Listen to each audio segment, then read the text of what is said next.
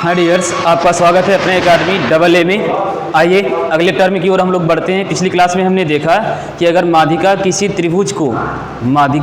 त्रिभुज को दो बराबर भागों में बांटती है तो उस माध्यिका द्वारा मूल त्रिभुज के दो बराबर भागों में बढ़ते हैं, अर्थात एक मूल त्रिभुज और उसमें जब एक माध्यिका सामने वाली भुजा से मिला दी जाती है तो दो त्रिभुज और उत्पन्न हो जाते हैं। तो उन दोनों त्रिभुजों का क्षेत्रफल आपस में तो बराबर होता ही है, साथ ही साथ मूल त्रिभुज के क्षेत्रफल का आधा होता है। क्लियर? ये चीज़ें हमने पिछली क्लास में देखी। आज हम लोग अगले पॉइंट की ओर बढ़ेंगे जिसमें हम देखेंगे कि अगर कोई त्रिभुज है, अगर किसी त्रिभुज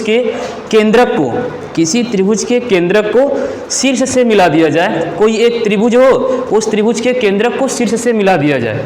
सपोज यहाँ पर हम ले लेते हैं एक त्रिभुज, देखिएगा यह एक त्रिभुज है ABC। इस त्रिभुज का केंद्रक मान लेते हैं कि यह जो क्या है, G है। अब इस G को एक बार C से, एक बार B से और एक बार A से क्या कर देते हैं, मिला देते हैं। ठीक, किसी त्रिभुज ABC में उसका जो केंद्रक G होता है, गुरुत्व केंद्र या केंद्रक होता है, उसको शीर्ष से क्या कर दिया जाता है, मिला दिया जाता है। तो हमें मिलता क्या है कि ये जो हमारा मूल त्रिभुज है, मूल त्रिभुज यानी कि त्रिभुज ABC में केंद्रक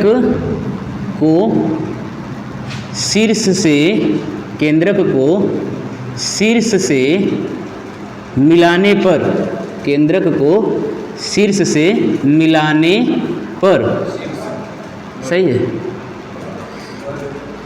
केंद्रक को शीर्ष से मिलाने पर त्रिभुज में, मूल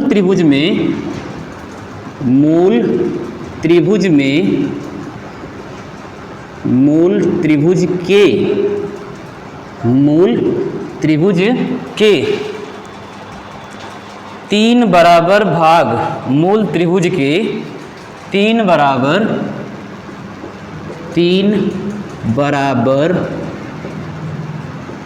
भाग या तीन बराबर भागों में विभक्त होता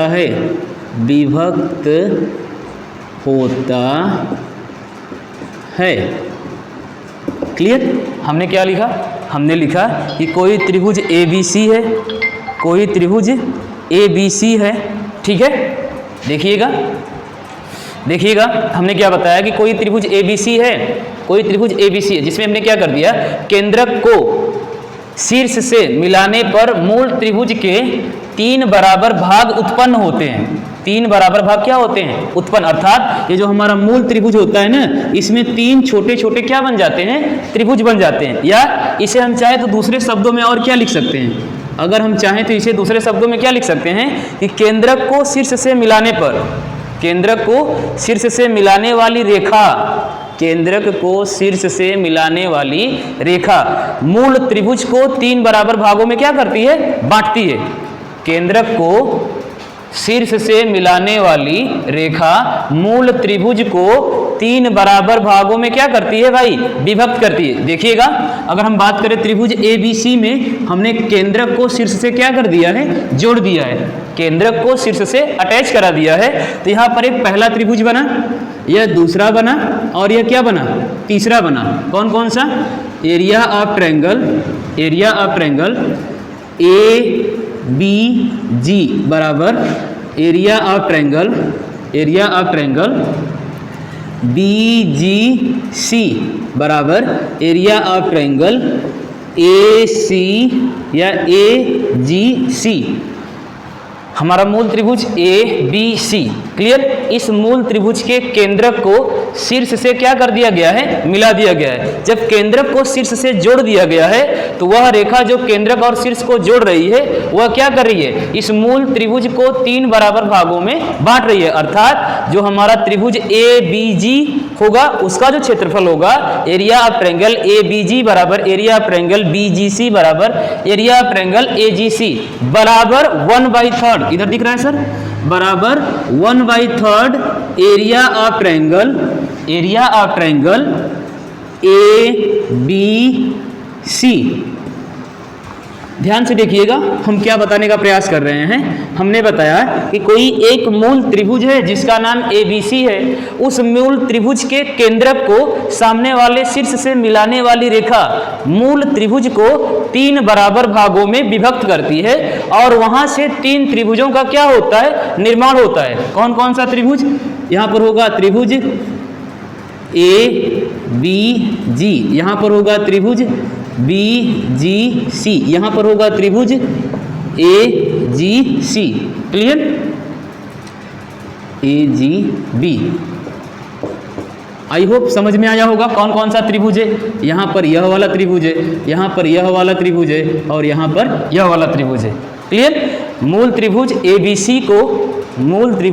ABC को केंद्रक से जब एक रेखा मिला दी जाती है तो उसके 3 बराबर भाग उत्पन्न होते हैं और उन तीनों का क्षेत्रफल आपस में क्या होता है, बराबर होता है और मूल त्रिभुज के क्षेत्रफल का 1/3 होते हैं। मूल त्रिभुज के क्षेत्रफल का 1/3 गुना होते हैं। आई होप ये चीज आपको समझ में आई होगी। आप चाहें तो इसका स्क्रीनशॉट ले सकते हैं। हम फिर इसको इरेज करेंगे और अगले टर्म की ओर आगे बढ़ेंगे। देखिएगा, चलिए हटाएं इसको, चलिए देखिएगा। चलिए अगले टर्म की ओर हम लोग आगे बढ़ते हैं। मान लेते हैं अगर हम बात करें सेकेंड फैक्ट, जो हमने पिछली क्लास में देखा था, क्या देखा था कि माध्यिकाएं त्रिभुज को 2 बराबर भागों में क्या करती हैं, बांटती हैं। उसी की सहायता से हम क्या करेंगे, अगले फैक्ट को प्रूव करेंगे या सीखेंगे। देखिएगा, आप चाहें तो उसे डिनोट करके लिख सकते हैं या हल्का सा फिगर बना देते हैं, हल्का सा फिगर बना देते हैं ताकि माइंड में जो कॉन्सेप्ट बना रहेगा ना, तो फिर सवाल या नियम को समझने में आसानी होगी। देखिएगा, पिछली क्लास में हमने देखा है ABCDEF,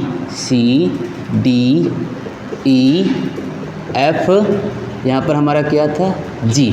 ठीक, ये हम लोगों का सेकेंड फैक्ट था। पिछली क्लास में हम लोगों ने इसे क्या किया था, प्रूव किया था और इसके कुछ टर्म भी देखे थे।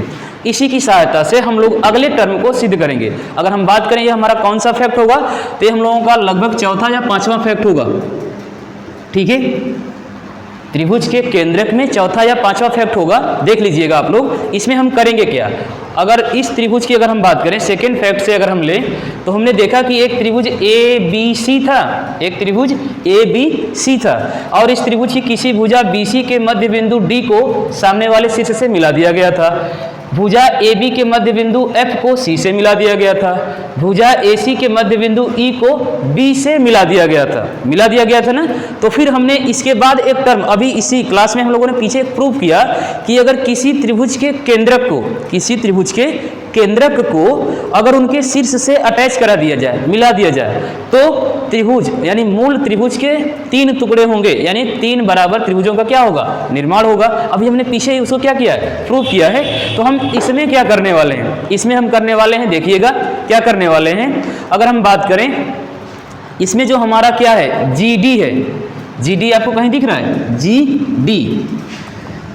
GD कामा त्रिभुज BGC में, ये जो हमारा GD है कहाँ है, G और D, यही है GD, त्रिभुज BGC, यानी यह पूरा का पूरा एरिया क्या है, यही वाला त्रिभुज है। करने क्या वाले हैं हम, तो माध्यिका का जो क्या है, ये जो हमारा त्रिभुज BCG है, BGC में ये हमारा क्या है, हाइट है। हाइट मतलब ऊंचाई है, लंब है। क्लियर? अगर हम इस पूरे त्रिभुज का क्षेत्रफल निकालना चाहें तो हम जानते हैं कि अगर किसी त्रिभुज की हाइट हमें मिल जाए, किसी त्रिभुज की अगर ऊंचाई हमें मिल जाए, तो उस त्रिभुज की ऊंचाई की सहायता से सामने वाले त्रिभुज का क्षेत्रफल हम क्या कर सकते हैं, निकाल सकते हैं। तो यहाँ पर जो हमारा त्रिभुज है BGC में, अगर एरिया की हम बात करें, इस त्रिभुज की एरिया की बात करें का क्षेत्रफल हम ऐसे भी लिख सकते हैं 1/2, 1/2 आधार गुणे ऊंचाई। तो आधार क्या होगा, BC, ऊंचाई क्या होगी, GD। एक टर्म तो यह भी होता है ना भाई, हम लोग 9th या 12th में पढ़े होंगे, 9 या 10 में कहीं ना कहीं मिला होगा कि अगर कोई त्रिभुज हो, उस त्रिभुज की ऊंचाई हमें मालूम हो तो आधार और ऊंचाई का मल्टीप्लाई करके 2 से डिवाइड कर देंगे तो उस त्रिभुज का क्षेत्रफल निकल के आ जाएगा। क्लियर? इतना तो पता ही होगा। चलिए अगर हम बात करें जो हमारा त्रिभुज BGC है, इसमें अगर हम बात करें तो इस BGC में मध्य बिंदु, आधार का मध्य बिंदु क्या है? D है। अब यह जो D है ना, इस त्रिभुज BGC को 2 बराबर भागों में क्या कर रहा है? बांट रहा है। क्या कह रहे हैं भाई?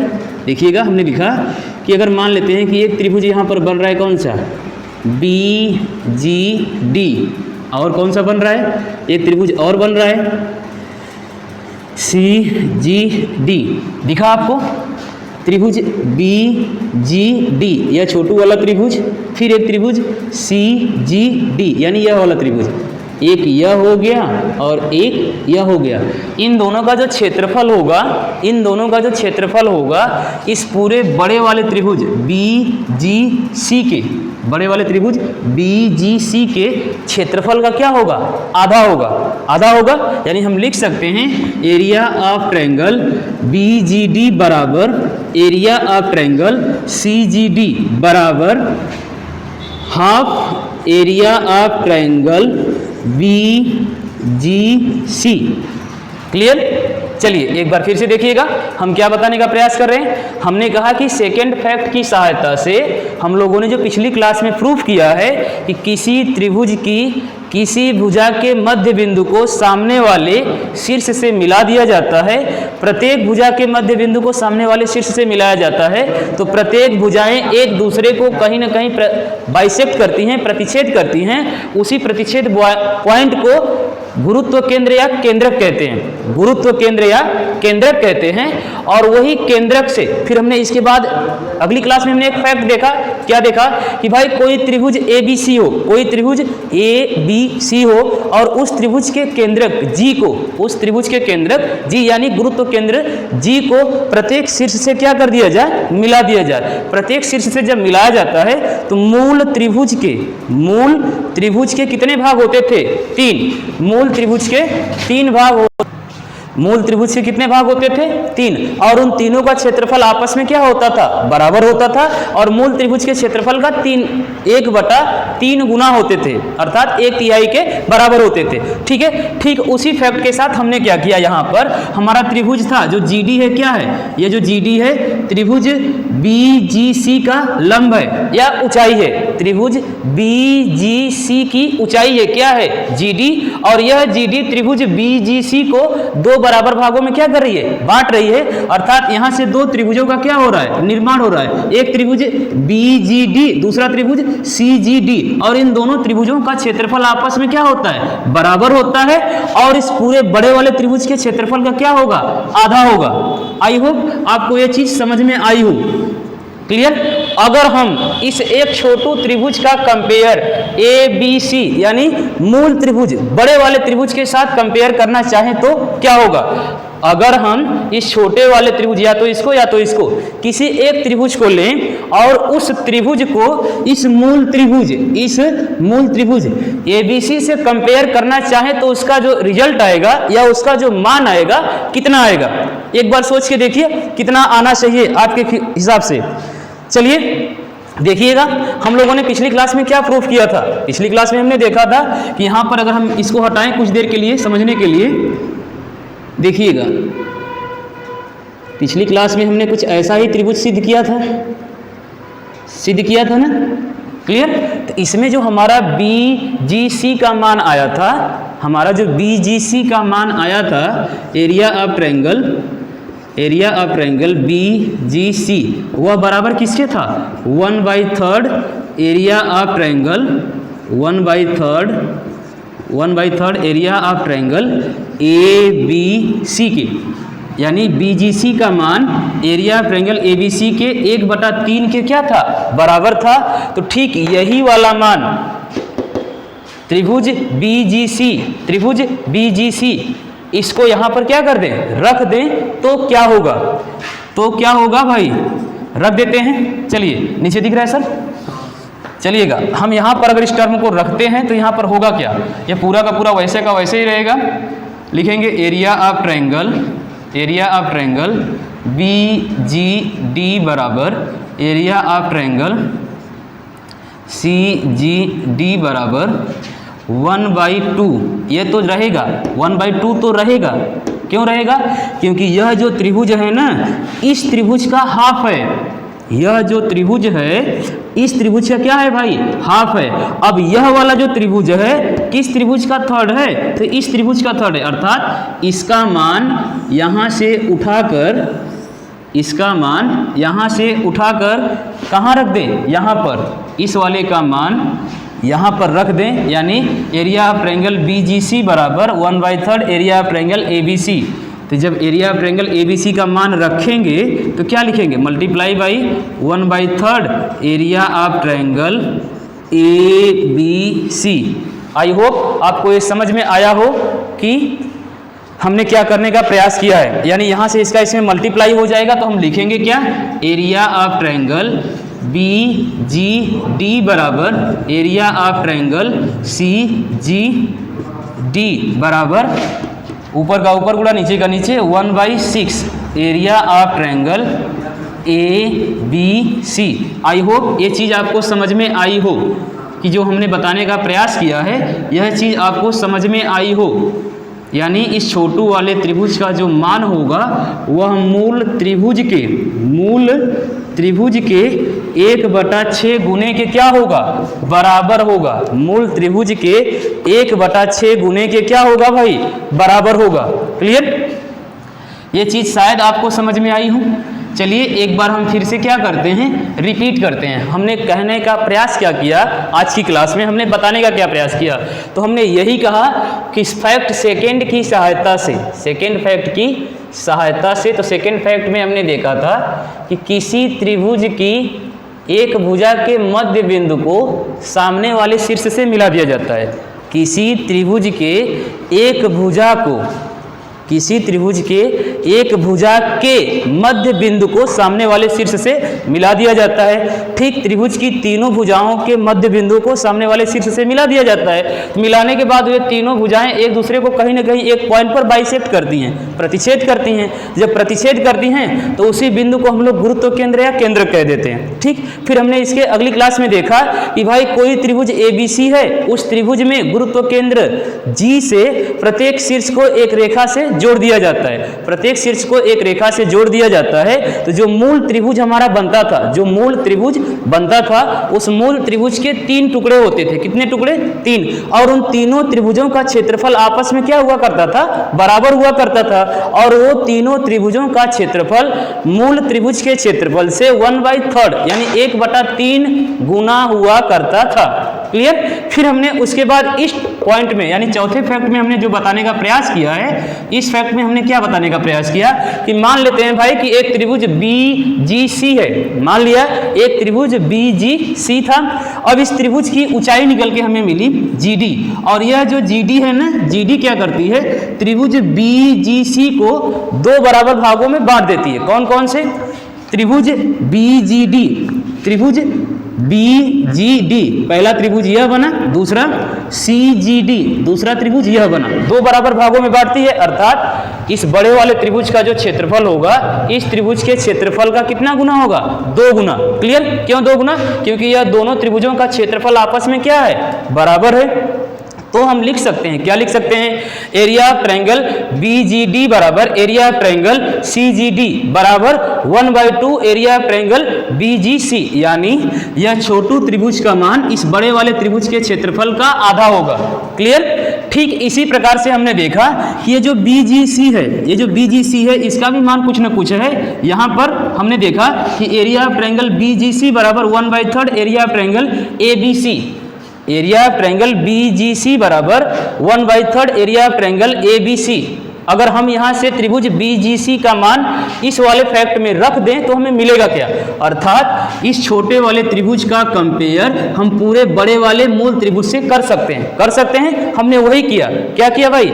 एरिया ऑफ ट्रायंगल BGD बराबर एरिया ऑफ ट्रायंगल CGD बराबर 1/2 कौन सा? ये वाला। इस वाले BGC में GD दो बराबर भागों में बांट रही थी, तो 1/2 इंटू, अब हमने यहाँ पर BC का क्या कर दिया, BGC का मान रख दिया, तो BGC बराबर 1/3 एरिया ऑफ ट्रायंगल ABC, तो यहाँ पर भी into 1/3 area of triangle ABC। अब इसका जब हम मल्टीप्लाई करके देखते हैं तो इधर तो वही सेम है, एरिया ऑफ ट्रायंगल BGD बराबर एरिया ऑफ ट्रायंगल CGD बराबर 1/6 area of triangle ABC। I hope जो हमने आपको बताने का प्रयास किया है आपको चीजें समझ में आई हो। आप चाहें तो इसका स्क्रीनशॉट ले सकते हैं। अगली क्लास में अगले फैक्ट के साथ फिर मिलेंगे, तब तक के लिए धन्यवाद।